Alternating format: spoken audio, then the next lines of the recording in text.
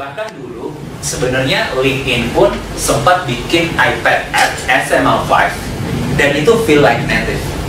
Tapi akhirnya mereka abandon app-nya dan mereka akhirnya switch ke native juga. Bahkan senior director for mobile engineering dia sempat bilang seperti ini. Permasalahannya memang sebenarnya bukan apakah kita bisa bikin high performance app dengan HTML5. Permasalahannya bukan itu, tapi tools untuk bikin dan dibagi di HTML5 itu memang belum ready. The biggest problem is the tool and supporting tool. Kalau misalnya kalian di web, kita sesimpel pakai Firebug, kita udah bisa profiling, kita udah bisa tracing masalah segala macam. Di mobile, web, itu agak susah. Akhirnya mereka waktu itu LinkedIn akhirnya switch juga ke native dan meninggalkan HTML5. Karena mereka ada beberapa permasalahan, terutama memory leak. Dimana kalau misalnya kalian pakai app-nya LinkedIn itu lama-lama terus dipakai akhirnya crash. Memorinya habis. Jadi seperti yang saya bilang, sebenarnya kita antara milih native atau HTML5, different cases, different tool. Jadi kita nggak bisa satu senjata kita bisa pakai terus semua. Nah contohnya misalnya kalian harus pakai native kalau misalnya build an app as a product. Jadi misalnya nih, sebagai contoh, ada banyak yang bikin iOS app as product. Kalau misalnya startup yang teman-teman bikin di sini kan, itu app-nya bukan sebagai produk, app-nya sebagai tool untuk produk kalian, ya kan? Tapi kalau misalnya kalian bisnis modelnya adalah jualan app, seperti kalian masukin, misalnya kayak Tweetbot. Tweetbot itu Twitter client yang paling terkenal di iOS dan paling sukses. Jadi dia pengen native, karena dia jualannya adalah app, produknya itu adalah app. Kalau misalnya kalian bikin startup, application yang kalian bikin itu bukan produk kalian, tapi cuma sebagai tool supporting untuk produk kalian. Jadi ada perbedaan di situ ya. Kemudian kalau misalnya kalian depend on specific feature from mobile platform, misalnya kalian sangat tergantung dengan iOS. Kalian sangat tergantung fitur-fitur yang ada di iOS. Sebagai contoh, kemarin iOS itu rilis ada namanya di iPhone 5s itu mereka embed ada namanya accelerator processor. Jadi dia ada direct processor untuk menghandle accelerator. Jadi accelerator itu yang menghandle pergerakan gitu. Jadi ini sebenarnya yang saya pakai Fitbit itu sebenarnya buat tracking device. Jadi kalau misalnya kalian gerak apa segala macam, dia bisa ngedetect berapa steps yang kalian jalan tiap hari. Tapi di iPhone 5s itu tuh dia ada satu prosesor yang khusus untuk ngehandle accelerator. Jadi kalau misalnya kalian pengen pakai dari fitur dari si iPhone 5s itu, ya mau nggak mau kalau native, kalian bisa langsung direct access dari hardware-nya. Jadi kalau misalnya kalian tergantung sama spesifik hardware dan spesifik platform, ya use native. Terus performance is a must. Ya ini masih sedikit perdebatan sih, karena sebenarnya buat beberapa orang HTML5 itu masih bisa diakalin. Sebagai contoh, saya bikin game HTML5 dan semua orang bilang bikin game kemudian di wrap di iOS itu performance-nya pasti kacau. Kenapa? Karena kalau misalnya kita pakai web view, misalnya dalam PhoneGap, itu tuh si JavaScript engine-nya itu nggak diaktifkan, akseleratornya itu nggak diaktifkan. Kenapa? iOS itu sedikit strict karena masalah security. Jadi dia nggak akan ngeaktifin JavaScript engine, ada namanya JS Core, JavaScript Core yang dipakai di Safari.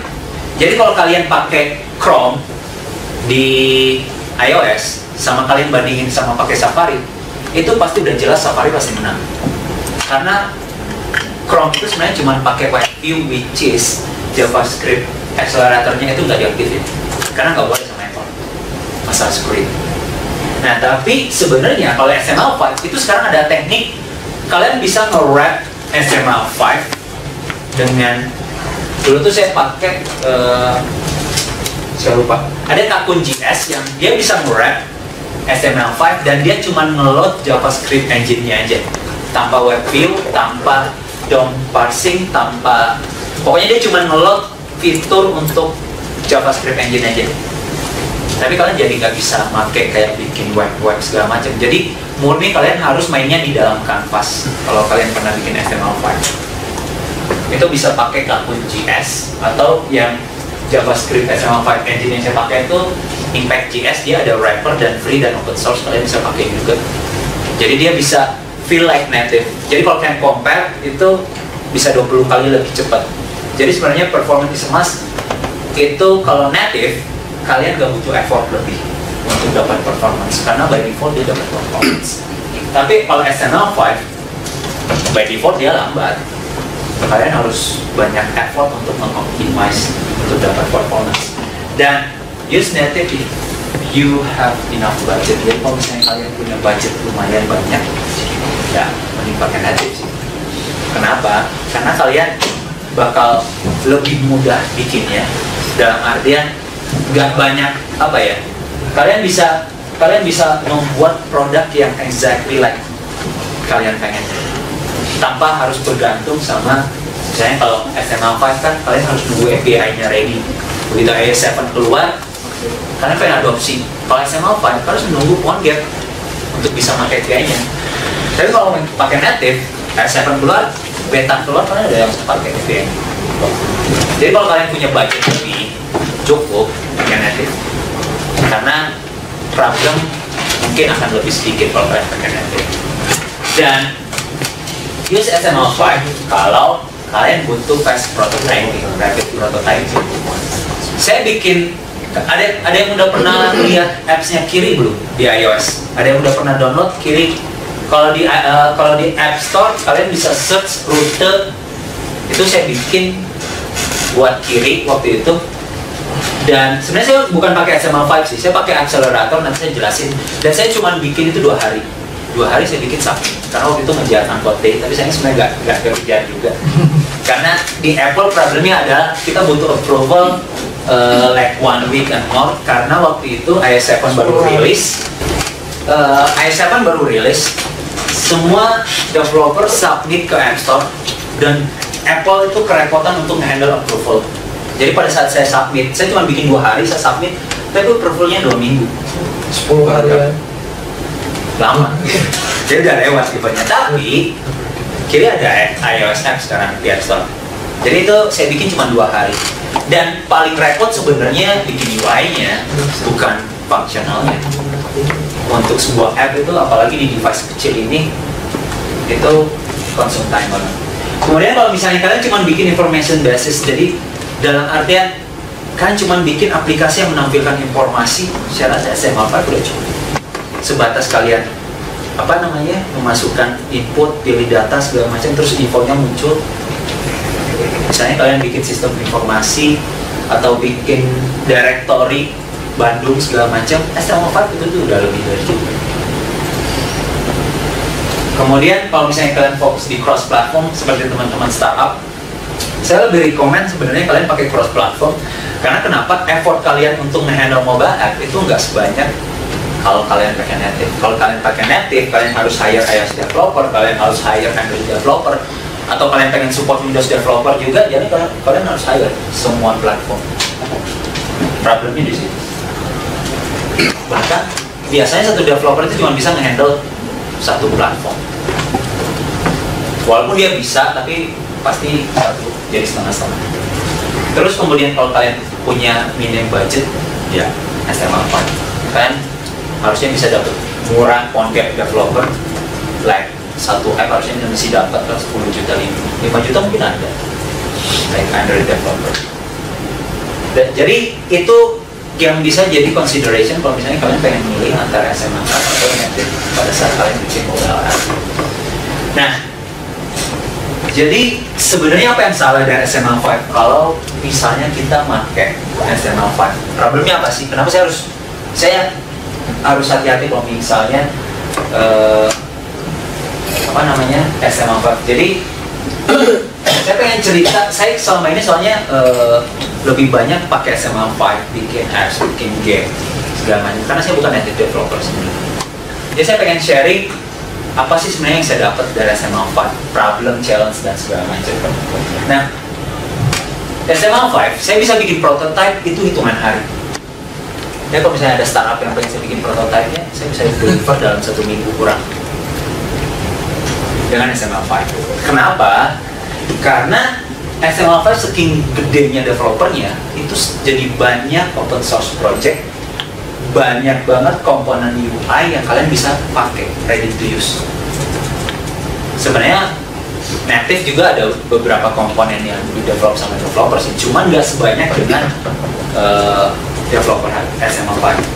Jadi karena saking simpelnya, itu bisa bikin lebih cepat dibanding native compare days and month.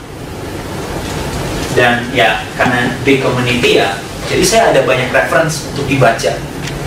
Bahkan kalau SML5 saya biasanya buka tuh sml5rocks.com, terus smashingmagazine.com, terus ada banyak forum-forum SML5. Di G+ itu juga banyak community yang support SML5. Jadi ini SML5 itu ngebantu saya banget dan banyak yang saya bisa pelajari. Bahkan kalau di Bandung pun saya bisa datang, web developer siapa? Kayak banyak gitu yang ngacu. Saya pas ditanya AS developer mana, nggak ada yang ngacu. Kecuali saya datang ke acaranya makemac.com, saya nanya AS developer mana? Banyak yang ngacu. Ya komunitasnya kan. Tapi kalau misalnya saya datang acara-acara kayak gini, saya nggak tahu AS developer itu jarang ngumpul atau gimana. Jadi saya jarang nemu terus terang. Bahkan yang sekarang AS developer yang native itu cuma 2 orang dari sekian banyaknya yang sekarang. Terus ya itu on run everywhere. Jadi sesimpel kita cuma bikin satu application dan semuanya langsung bisa running di mana aja. Tapi ya tetap kita harus nge-handle screen size. Tapi kan effortnya jadi nggak terlalu banyak dibanding kita harus nge-handle backend segala macam. Tapi ada satu problem sebenarnya yang paling susah saya temuin adalah mobile app itu susah banget Bang. Jadi kalau misalnya kalian ada problem, kalian buka di sini, ini kenapa nggak muncul? Ini kenapa pas saya klik kok nggak jalan? Itu susah banget nyari permasalahannya apa. Tapi sekarang kalau Chrome itu baru kayak like 3 months ago dia rilis remote web inspector. Jadi kalau kalian colok device ke laptop kalian buka Chrome di situ, kalian bisa nge-inspect website yang kalian buka di sini. Jadi misalnya ada script yang error, kalian bisa lihat errornya di sini. Karena di sini tuh nggak ada web inspector. Jadi kalau misalnya kalian buka Safari atau WebKit browser, kalian klik kanan inspect element itu kan muncul. Ya kan? Tapi kalau di sini itu nggak bisa tanpa kalian debug dari sini. Terus kadang permasalahannya kalau misalnya error, ini kenapa lambat? Kalian pengen profiling sebenarnya code yang mana yang bikin lambat, susah di sini. Jadi itu tadi makanya yang dibilang siapa namanya yang dibilang sama engineer LinkedIn, supporting dan debugging tools di mobile itu masih nggak sebagus di desktop untuk SML5. Jadi problemnya itu butuh banyak effort buat kita untuk create application yang bakal achieve good performance karena toolsnya belum sebagus itu gitu.